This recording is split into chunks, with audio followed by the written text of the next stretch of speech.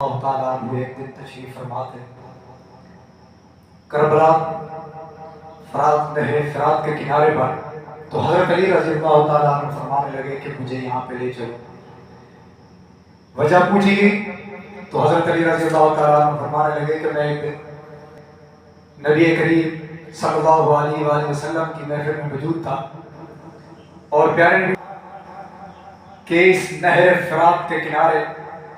میرے بیٹے حسن اور میرے بیٹے حسین رضی اللہ تعالیٰ عنہ کو شہید کیا جائے گا۔ ارے میرے بھائیوں، وہ باپ جو اپنی اولاد کی شہادت کے لیے اس نہر کا دیدار کرنے گیا ہوا ہے، میں اور آپ تھوڑا نوٹ تو کریں کہ ہم اپنی اولاد کے لیے کیا کرتے ہیں۔ ہم اپنی اولاد کے لیے حرام کھاتے ہیں، حرام کماتے ہیں،